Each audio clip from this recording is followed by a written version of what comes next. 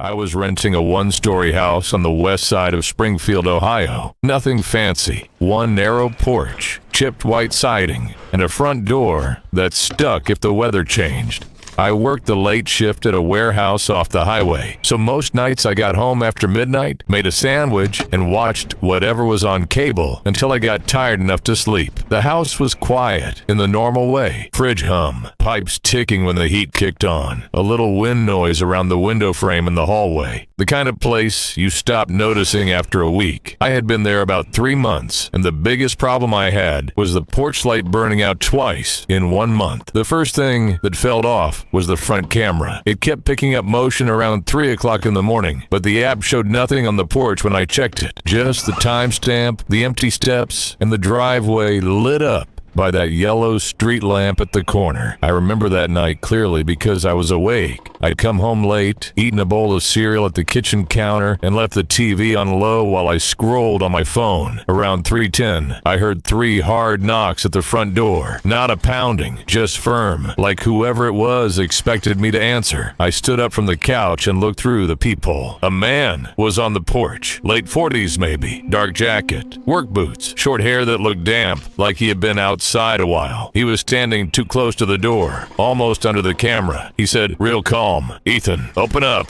I need to talk to you. My name is Ethan." Hearing it from a stranger on my porch at 3 in the morning made my skin tighten up right away. I kept my hand on the deadbolt and said, "Who are you?" He looked straight at the peephole, like he knew exactly where I was standing. He said, "My name's Paul. I used to live here." Then he leaned in a little and added, "You don't want to do this with the porch light on. Somebody can see in from the road." That line hit me wrong. Not because it was dramatic, because it sounded practiced, like he had said it before. I told him to leave. He didn't move. He just kept his eyes on the door and said, "You've got about 10 minutes before he comes back." I asked him who he was. Paul shifted his weight and looked past me, through the glass beside the door, into my living room. That was the first time I felt it. Not fear exactly. More like the sense that the conversation was happening in the wrong direction. Like he was talking to the house, and I was just in the way. He said, "Check your hall closet." Then he reached into his jacket and pulled out a folded piece of paper. He slid it under the door with 2 fingers. I watched it stop on the tile right inside the frame. My name was written on it in black marker. Under that, my address. And under that, the time, 3:17 a.m. I backed away from the door and picked up my phone. I was calling 911 when I heard the front camera chime on my app. A motion alert. I looked down. The live feed showed the porch, and Paul was still there. He hadn't moved. He was staring at the camera now, not the door. Then he said, through the wood, "Don't tell them my name." I went to the back of the house first, because that was the only other way out. The back door was locked. I checked the kitchen window above the sink. Locked too. When I got back to the hallway, the closet door was open. I knew I'd shut it earlier that evening, because the vacuum was in there. The closet light was on. I stood in the hallway and looked inside. Vacuum on the floor. Coats on the rod. A narrow access panel on the back wall. The kind you only notice if you're looking for it. It was hanging open. Cold air was coming out of it. I could see a strip of dirt and the edge of wooden framing behind the drywall. That was when I heard a sound from the front porch again. Not knocking this time. A key sliding into the deadbolt. Slow, careful, metal on metal. I froze in the hallway and looked toward the front door. The deadbolt turned halfway. I ran to the kitchen, grabbed the first thing I could find with a grip on it, a cast iron skillet from the stove, and went back to the hallway. The front door moved an inch inward, just enough to break the seal. I heard Paul say my name again, but this time it was muffled, like he was speaking from the other side of the wall. I did the dumbest smart thing I've ever done. I bolted out the back door barefoot, jumped the little chain link fence by the alley,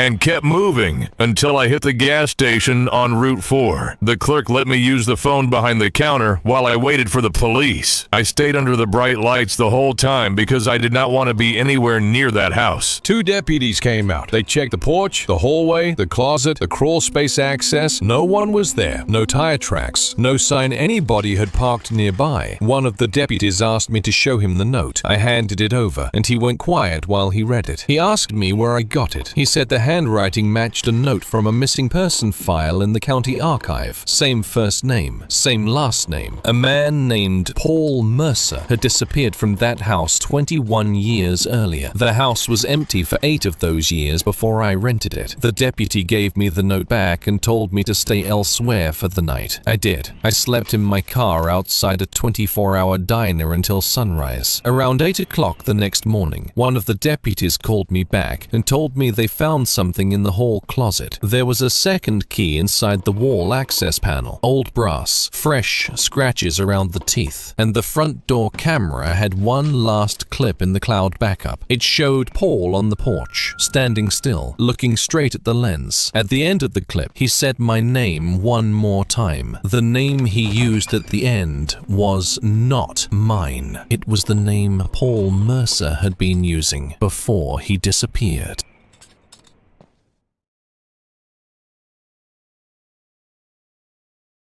I rented an Airbnb outside Asheville, North Carolina for 4 nights. By the end of the first night, I knew the host had been inside the house after I got there. It was one of those small mountain rentals people post on Instagram with warm lights on the porch and a mug sitting near the window. Nothing wild. 1 bedroom, a tiny kitchen, a wood stove I never used, and a gravel driveway that curved up through the trees. I got there around 6:30 in the evening. It was still light out, but the woods already looked dark under the road. I was tired from driving most of the day, so I unloaded my bag, grabbed a takeout burrito from town, and did the usual check of the place. Clean sheets, fresh towels, coffee pods on the counter, a little note from the host that said, "Welcome, Ethan. Make yourself at home." His name was Mike. He'd sent me a message earlier that day with a lockbox code and a reminder to feel free to text if anything came up. Normal enough. I remember standing in the kitchen and hearing the fridge kick on. That low mechanical hum. Then a truck passed somewhere down the road outside, and the whole place went quiet again. The first thing that felt off was a text I got about 10 minutes after I checked in. Mike wrote, "Hope you found the spare blanket in the bedroom. Nights get chilly up there." I hadn't been in the bedroom yet. I walked down the short hall, opened the door, and found the blanket folded at the foot of the bed, exactly where he said it would be. I told myself he was just being proactive. Maybe he cleaned the place himself. Maybe he checked it before I arrived. People do weird little landlord things. Still, I didn't love it. Slow burn. I ate dinner at the little kitchen table and watched a ball game on my phone. Around 8 o'clock, I took a shower. The water pressure was good. The bathroom mirror fogged up. I left my phone on the sink and listened to the pipes knock in the wall while I got dressed. When I came back to the bedroom, the lamp on the nightstand was on. I had turned it off before I showered. I stood there for a second and just looked at it. Then I walked over and clicked it off again. I checked the window. Locked. The front door was still latched too. I texted Mike and asked if the house had smart switches. He wrote back almost right away. "Only the porch light. Everything else is manual." That answer sat wrong with me because the lamp was already warm when I touched the shade. I didn't say anything else. I just left the bedroom light on after that and watched TV for a while on the couch. Around 10:15, I went to bed. I was in the bedroom, lights off, except for the glow from the hallway. I set my phone on the nightstand and fell asleep for a few hours. When I woke up, it was after 2 o'clock in the morning. I know that because my phone lit up with a lock screen. A message from Mike. "Everything okay?" I sat up in bed and looked around the room. Same dresser, same luggage by the door, same shirt draped over the chair. Then I noticed the bedroom door was open wider than I'd left it. I got out of bed and stepped into the hall. The kitchen light was on. I remembered turning everything off. The front door was still locked. I checked it twice, then walked into the kitchen. That's where I saw the first tiny black dot near the top of the smoke detector above the stove. It was small, round, barely a dot, but it had a glassy look to it. I stood under it for a second, staring up at the ceiling, and my stomach dropped in that slow, clean way when your brain finally connects a couple of things you've been trying to ignore. The lamp, the text, the way he knew I was in the bedroom. I pulled up a chair, climbed on it, and took a closer look at the smoke detector. It wasn't a smoke detector. It was a camera and a smoke detector shell. There was a tiny pinhole lens in the front, a second little hole beside it, and a wire running along the edge where the plastic met the ceiling. I got down so fast I almost kicked the chair over. Subhook. Action rule. I checked the living room next. Same thing. A little black lens hidden inside the clock on the mantle. Another one built into the USB charger by the couch. A third one in the outlet strip behind the TV, aimed straight at the sofa and the kitchen table. I remember standing there in my socks, holding my phone, and actually counting them out loud. 1, 2, 3. Then I went to the bedroom. The digital alarm clock on the nightstand had a camera in it too. That one was pointed right at the bed. I did not sit down again. I grabbed my keys, my wallet, and my jacket. I took one look at the phone in my hand and saw a new message from Mike. "You found the kitchen one, didn't you?" I stared at the screen. Then another text came in. "Just don't touch the one in the bedroom." I was in the hallway between the bedroom and the front door when those texts came through. I did not answer. I unlocked the front door, stepped out onto the porch, and shut it behind me as hard as I could without slamming it. The night air hit me cold. The porch light buzzed over my head. The trees were black around the driveway, and the gravel made a sharp crunch under my shoes as I got to my car. I looked back once before I started the engine. The bedroom window was lit up. I drove straight to the sheets near the highway and parked under the brightest light I could find. My hands were shaking so badly I missed the cup holder twice when I tried to set my phone down. I called 911 from the gas station parking lot. The dispatcher kept me on the line until 2 deputies arrived. I showed them the messages. I showed them the Airbnb listing. I told them where the cameras were. They asked me to stay in the car while they went up to the house. It was just after 3 o'clock in the morning when the deputies came back down the road. One of them had my room key in his hand. The other one was carrying a small box with the cameras inside it. Mike was gone. So was his truck. The deputy told me they found fresh tire tracks behind the cabin leading down to the tree line. That was it. No one on the porch. No one inside the house. No one answering the phone number tied to the listing. Then he said something that made my throat go dry. The Airbnb account was registered to a man named Michael Harlan. The county record showed a Michael Harlan who had died 3 years earlier. Same first name, same last name, same cabin address. One of the deputies asked me if I was sure I had been alone in the house. I pointed at the cameras in the evidence box and said, "I was alone until I found those." He nodded once. Then he told me the worst part. There had been fresh footage on one of the camera cards. A single clip. It showed me arriving at the cabin, and in the reflection from the kitchen window, there was somebody standing behind me on the porch before I ever unlocked the door. I did not go back to get my stuff. The deputies drove me to a motel in town, and I stayed there until sunrise with the TV on, and every light in the room turned up. The next morning, Airbnb had already deleted the listing. No photos, no reviews, no host, just a blank page where the cabin had been. I still think about that last camera in the bedroom clock because I never found out who turned it off after I left.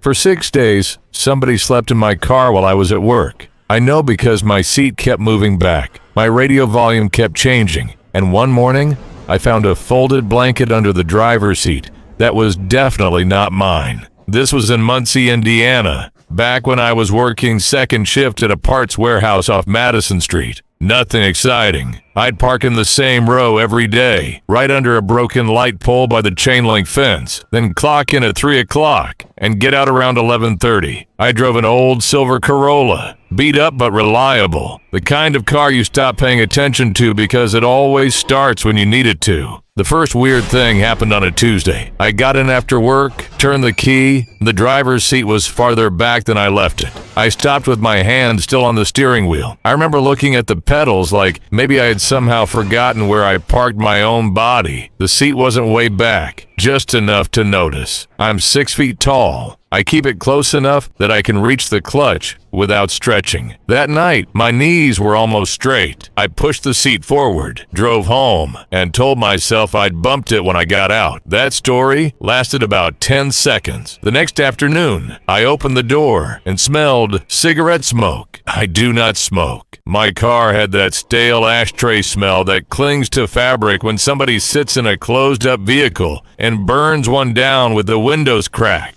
I checked the cup holder first. There was a bent black lighter in it. Not mine? Then I looked under the passenger seat and found a fast food napkin with ketchup on it and a cracked AA battery. I sat there for a second with the door open, just staring at the floorboard. The parking lot around me was loud in the usual way. Forklifts backing up, somebody laughing near the loading dock, a truck horn on the road. All of it kept going while I sat in my car holding a napkin that smelled like fries and smoke. I brought the lighter and napkin inside and showed them to my friend Dale on break. He worked maintenance and had been there longer than me. He said, "Probably somebody messed with your car." I said, "How?" He shrugged and took a sip from his fountain drink. "You leave it unlocked?" That question hit me because the answer was yes. Most days. Muncie wasn't rough enough to make me nervous, and I had a habit of tossing my keys in my pocket and walking straight inside. Dale told me to start locking it, so I did.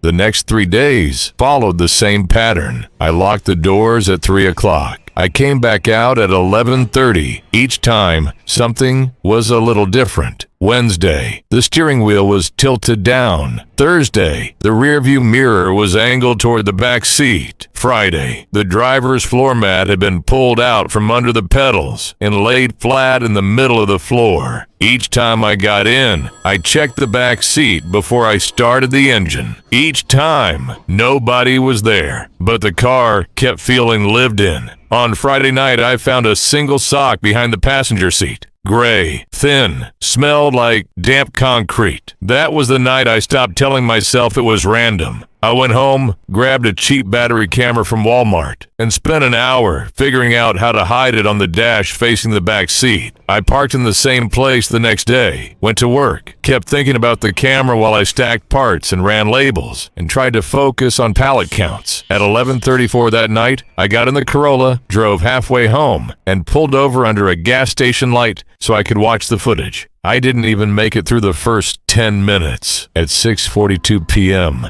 after I'd gone inside the warehouse, a man walked up from the far side of the parking lot. Tall, thin, dark hoodie, baseball cap pulled low. He tested the driver's door once, then opened it like he already knew it would give. He climbed in, shut the door, and stayed still for a second. Then he reached across the center console and adjusted the seat. He didn't steal anything. He laid a blanket across the back seat, took off his shoes, and climbed in sideways with his knees bent up under him like he'd done it before. I watched him settle into the back seat and put one arm under his head. He slept there for 5 hours. I sat in that gas station parking spot with the camera light blinking on my dashboard and kept replaying the clip because my brain refused to line up what I was seeing with the car I drove every day. Then, at 10:17, the man woke up. He sat straight up, turned his head, and looked directly into the camera. I could see his face now. Not well, but enough. A narrow jaw, close-cropped beard, pale skin, and a scar through one eyebrow. He smiled. Not a big smile, just enough to show he knew he was being watched. Then he reached forward and tapped the camera lens with one finger. I slammed my hand against the steering wheel so hard,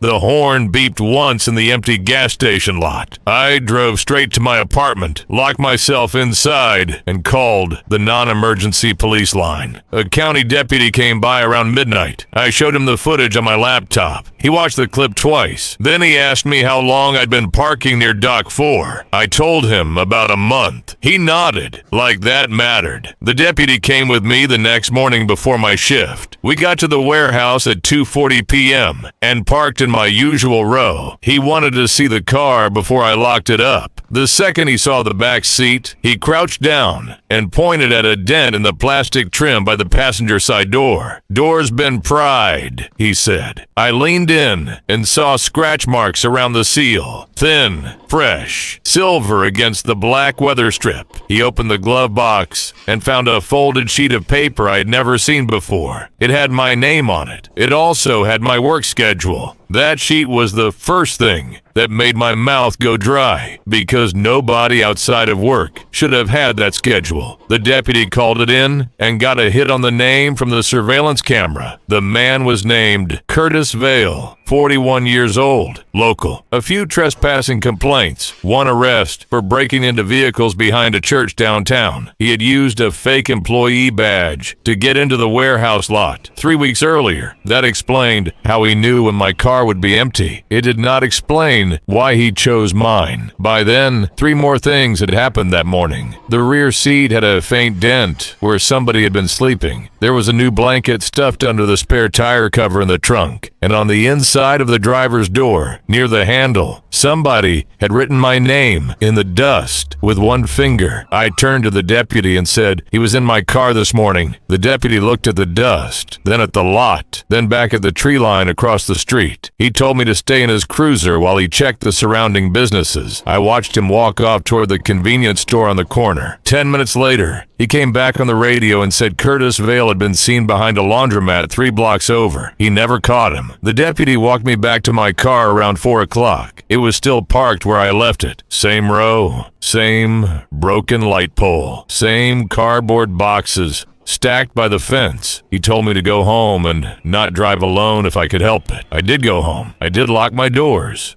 I did check the back seat of my driveway before I got out, and that was the end of it for 2 days. Then I got a voicemail from an unknown number. I was in my kitchen when I played it. The voice was low, rough, calm in a way I did not like. It said, "You moved the camera too high. I could still see the blue light." That was all. No threat, no screaming, no big speech, just that line. I called the deputy back immediately. He told me to keep the voicemail and stay where I was. He said they were sending someone to my apartment. I was inside my apartment when the officers arrived that night. They checked my windows, my hallway, the parking lot below, and the stairwell. Nothing. The deputy who had handled my case earlier showed up too. He had one of those plastic evidence bags in his hand. Inside was my folded blanket, the same one I had found under the driver's seat. He said they found it in the back room of the laundromat on Cherry Street, and on the corner, stitched into the fabric with thick white thread, was my full name. That should have been the worst part. It wasn't. The deputy told me Curtis Vale had left town that same afternoon, but when they pulled the new footage from my dash camera, there was one more clip after the man tapped the lens. In it, I was parking the car for work, and in the reflection of the rear window, somebody was already lying down in the back seat before I even opened the driver's door. I sold that Corolla a month later, and the buyer called me the next day asking why the back seat looked like somebody had been sleeping in it.